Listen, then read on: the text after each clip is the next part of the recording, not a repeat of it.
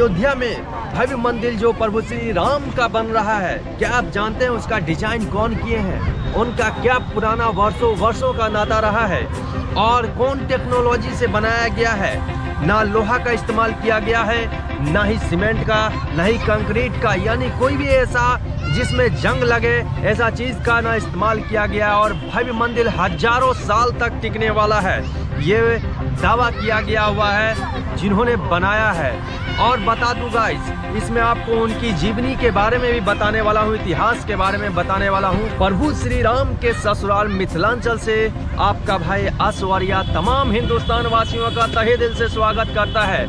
बने रहिए वीडियो के साथ और अपने प्रियजनों को जरूर शेयर कीजिएगा, क्योंकि इसमें बहुत ही खास बात आपको जानकारी मिलने वाली है जो कि आपको शायद पता न हो। तो चलिए वीडियो को शुरू करते हैं। भारत एक समृद्ध सांस्कृतिक विरासत और विविधताओं वाला देश है। यह वास्तुकलाओं से समृद्ध है, जिसका निर्माण सिंधु सभ्यता के बाद से मानी जाती है। भारत के मंदिर और अन्य वास्तुकलाओं स्वदेशी सांस्कृतिक परंपराओं और सामाजिक आवश्यकताओं और आर्थिक समृद्धि का एक झलक दिखाता है। प्राचीन काल से अब तक भारत में 3 शैलियों से मंदिर का निर्माण किया जाता है। पहला शैली आता है नागर शैली, दूसरा आता है द्रविड़ शैली और तीसरा आता है वैशा शैली। उत्तर भारत में ज़्यादातर मंदिरें नागर शैली के तहत बनाया जाता है और दक्षिण भारत में जो बड़े बड़े मंदिर देखते हैं वो द्रविड़ शैली से बनाया जाता है और वैशा शैली, ये दोनों का मिश्रण है। और उत्तर भारत अयोध्या में नागर शैली से भव्य मंदिर का निर्माण किया गया है।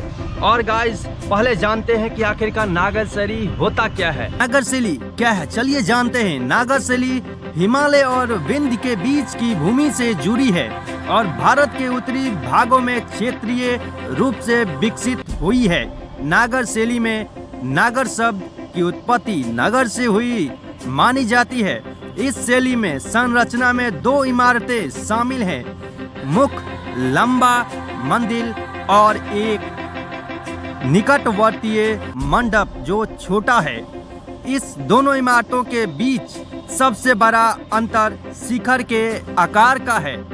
इस शैली के मुख्य मंदिर में घंटी के आकार की संरचना जोड़ी जाती है, जो कि अयोध्या राम जन्मभूमि पर भव्य मंदिर इसी शैली से बनाई जा रही है।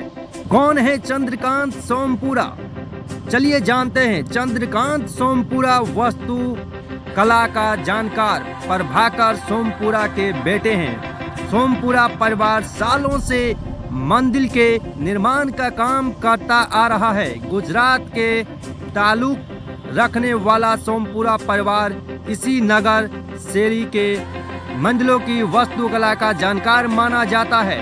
ये पूरा परिवार ही नागर शैली के मंदिर बनाने में महारत रखता है। गुजरात का ऐतिहासिक सोमनाथ मंदिर और मथुरा के कृष्ण मंदिर डिजाइन भी चंद्रकांत के पिता प्रभाकर सोमपुरा ने तैयार किया था।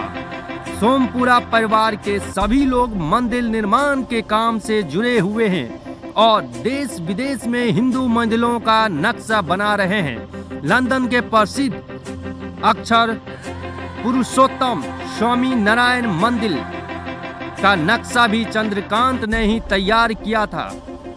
79 साल के चंद्रकांत सोमपुरा ने नागर शैली के 131 मंदिर देश विदेश में बनाए हैं।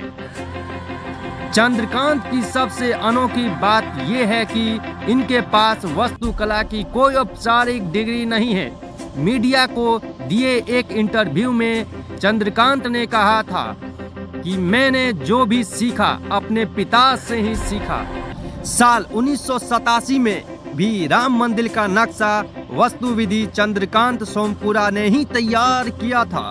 को जानकारी दे दूं, भारत में भव्य मंदिर 5 बनाए हैं, जिसमें राम मंदिर अयोध्या पहला आ रहा है, अक्षरधाम मंदिर गुजरात का, सोमनाथ मंदिर गुजरात का, बिरला मंदिर कोलकाता का, कृष्ण जन्मभूमि मंदिर मथुरा का इन्होंने ही डिजाइन किया था।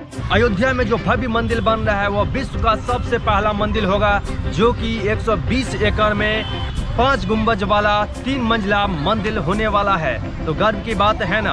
और इसकी लंबाई होने वाली है 268 फीट, चौड़ाई होने वाली है 140 फीट। इसमें 318 खंबे होंगे, हर तल पे 106 खंबे होंगे और खंभों की लंबाई होने वाली है 14 फीट 6 इंच और उसमें 16 मूर्तियां गढ़ी जाएगी।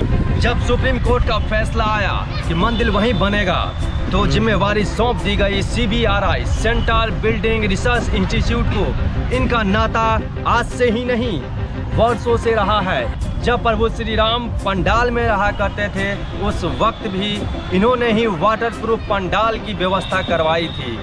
और उनके बीच अब चैलेंज आने वाला था कि इतने भव्य मंदिर का निर्माण कैसे किया जाएगा। इनका पूरा परिवार 15 पीढ़ी से ही भव्य मंदिर का निर्माण करने में विश्व विख्यात रह चुके हैं। गाइस, भव्य मंदिर निर्माण की कहानी शुरू करने से पहले मैं आपको बताना चाहता हूं कि अयोध्या सरयू नदी के किनारे बसा हुआ है और वहां की मिट्टी काफ़ी दलदल हुआ करती है। वहां पे इतने बड़े भव्य मंदिर का निर्माण करना इतना भी आसान नहीं था, बहुत ही चैलेंजेस आने वाले थे। भव्य मंदिर बनाने का जब जिम्मेवारी CBRI को दिया गया तो बहुत सारे चैलेंजेस आने वाले थे, लेकिन उन्होंने कई दिनों तक सर्वे किया कि इतने दलदल वाले मिट्टी पे कैसे भव्य मंदिर का निर्माण होगा।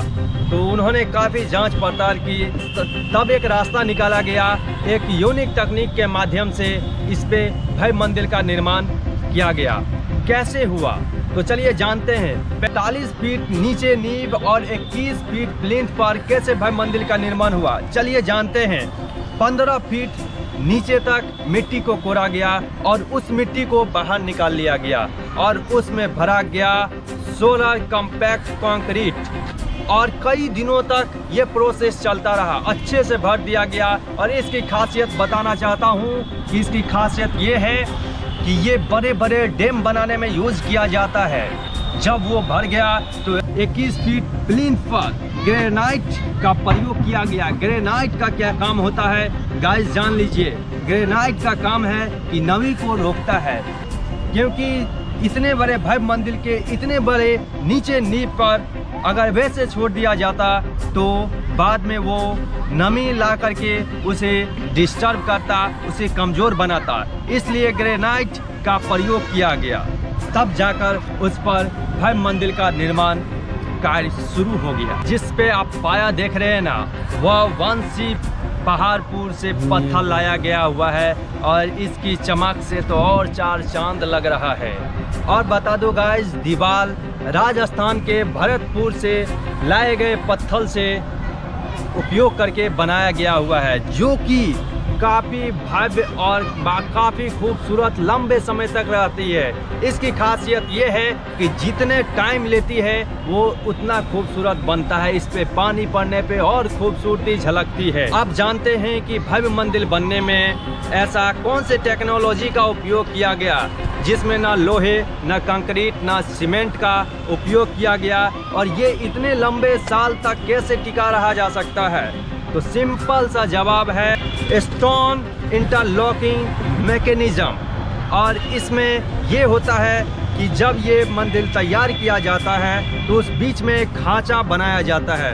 एक दूसरे खांचे के बीच आकर जब बैठ जाती है तो इसे निकाल पाना इतना आसान नहीं होता है। इसकी मजबूती के लिए मात्र तांबे का प्रयोग किया गया। इसके आसपास इर्द गिर्द तांबे का उपयोग करके बनाया जा रहा है और इतने भव्य मंदिर लंबे समय तक टिका रहेगा।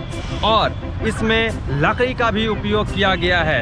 ये भी एक चैलेंजिंग पॉइंट था, जो कि महाराष्ट्र से चंद्रपुर से लाया गया सागौन का लकड़ी है, जो कि कहा जा रहा है कि हजारों साल तक इसे कुछ नहीं हो सकता, ना इसमें आग लग सकती है, ना पानी से ये खराब हो सकता है। इतना बड़ा दरवाज़ा और खिड़कियों में भी इसका उपयोग किया गया है।